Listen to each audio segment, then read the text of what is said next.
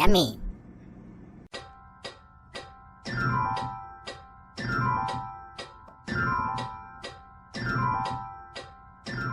ലോകത്തുള്ള എല്ലാ വ്യൂവേഴ്സിനും എൻ്റെ യൂട്യൂബ് ചാനലിലേക്ക് സ്വാഗതം. ഇന്ന് ഞാൻ ഉണ്ടാക്കാൻ പോകുന്നത് ഒരു കോമ്പിനേഷനിലെ ഒരു ഐറ്റമാണ്. കോമ്പിനേഷൻ എന്ന് പറയുമ്പോഴത്തേക്കും നമ്മുടെ മലയാളികൾക്ക് പലതുണ്ട് കോമ്പിനേഷൻ. ഞാൻ ഉണ്ടാക്കാൻ പോകുന്നത് കപ്പയും മീനും. അതിലെ കപ്പ ഉണ്ടാക്കുന്ന റെസിപ്പിയാണ് ഞാൻ ഇന്ന് നിങ്ങളെ കാണിക്കാൻ പോകുന്നത്. കപ്പ എന്ന് പറയുമ്പോഴത്തേക്കും കേരളത്തിൽ എല്ലാവരും ഉണ്ടാക്കി കഴിച്ചിട്ടുള്ള ഒരു ഐറ്റം ആയിരിക്കും. പക്ഷേ ഒരു സ്ഥലത്ത് നിന്ന് വേറെ സ്ഥലത്തേക്ക് പോകുമ്പോഴത്തേക്കും ഈ കപ്പ ഉണ്ടാക്കുന്ന വിധം, അതിനകത്ത് ചേരുന്ന ഐറ്റം ഇതെല്ലാം വ്യത്യസ്തമായിരിക്കും. അപ്പോൾ ഓരോരുത്തരും ഉണ്ടാക്കുന്ന കപ്പയും വ്യത്യസ്തമായിരിക്കും.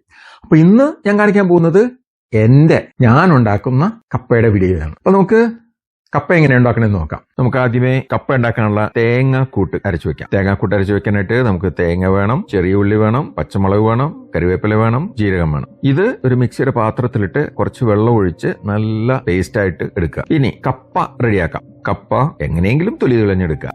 ഇപ്പൊ ചെറുതായിട്ട് മുറിക്കാം, വലുതായിട്ട് മുറിക്കാം, എങ്ങനെയാണെങ്കിലും തൊലി കളഞ്ഞെടുത്താൽ മതി. ഞാൻ ഇങ്ങനെയാ ചെയ്യുന്നത്. തൊലി കളഞ്ഞ കപ്പ നമുക്ക് ചെറുതായിട്ട് മുറിക്കാം. നിങ്ങൾ എങ്ങനെയോ വേണമെങ്കിലും മുറിച്ചോ, പക്ഷെ ചെറുതായിട്ട് ഇരിക്കണം. ഞങ്ങള് പണ്ട് നാൾ മുതലേ ഇതുപോലെയാണ് കപ്പ മുറിച്ചോണ്ടിരുന്നത്. എങ്ങനെ മുറിച്ചാലും ആ നടുക്കുള്ള നാര് എടുത്തു കളയാൻ ഓർക്കണേ. ഇല്ലെങ്കിൽ നമ്മൾ കപ്പയും മീനും കൂടി ഇങ്ങനെ കഴിച്ചു വരുമ്പോഴത്തേക്കും നമ്മൾ അതിൽ കയറി കടിക്കും, ശരിയാകൂല. കപ്പ റെഡിയായി. ഇനി ഇത് കഴുകി ഒരു പാത്രത്തിൽ വേണ്ടത്ര വെള്ളവും ഒഴിച്ച് കുറച്ച് ഉപ്പും മഞ്ഞൾപ്പൊടിയും കൂടി ഇട്ട് തിളപ്പിച്ച് നല്ലോണം വേവിച്ചെടുക്കുക. നല്ല സോഫ്റ്റ് ആകണം, കുഴഞ്ഞു പോരുത്. കുഴഞ്ഞു പോയാൽ കപ്പയും മീനും വരും, കപ്പ പായസവും മീനും കൂടി ആയി പോകും. ഇത് വെന്ത് കഴിഞ്ഞിട്ട് വെള്ളം വരാൻ വെക്കുക. നമ്മുടെ കപ്പയും ആ തേങ്ങ പേസ്റ്റും കൂടെ മിക്സ് ചെയ്യാം. ഒരു പാനിൽ എണ്ണയൊഴിച്ച് ചൂടാക്കുക. കടുക് ഇട്ട് പൊട്ടിച്ച് ഉണക്കമുളകും പൊട്ടിച്ചിട്ട് ചൂടാക്കി കറിവേപ്പില ഇട്ടൊന്ന് ചൂടാക്കിയിട്ട്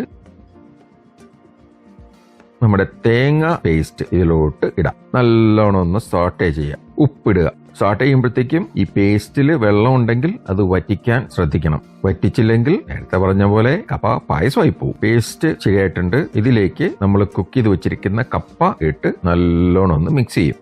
ഇതിലേക്ക് തേങ്ങാപ്പാൽ ഒഴിച്ചു കൊടുക്കുക. എന്നിട്ട് ഇളക്കി കുക്ക് ചെയ്യുക. ഇപ്പോഴും വെള്ളം കൂടിയിട്ടുണ്ടെങ്കിൽ അത് വറ്റിക്കാൻ നോക്കണം. ഇതിലേക്ക് കറിവേപ്പില ഇട്ട് കൊടുക്കാം. അപ്പൊ നമുക്ക് കുറച്ച് വെളിച്ചെണ്ണയും കൂടെ ഒന്ന് തൂവി ഇത് അടച്ചു വെക്കാം. സ്റ്റൗ ഓഫ് ചെയ്യാം. കുറച്ച് കഴിഞ്ഞ് ഇതങ്ങോട്ട് മിക്സ് ചെയ്ത് ഒരു പ്ലേറ്റിലോട്ട് വിളമ്പി അപ്പുറത്തിരിക്കണ മീൻകറിയും കൂടെ എടുത്ത് രണ്ടും കൂടെ കൂട്ടി ഒരു കഴിപ്പുണ്ടേ.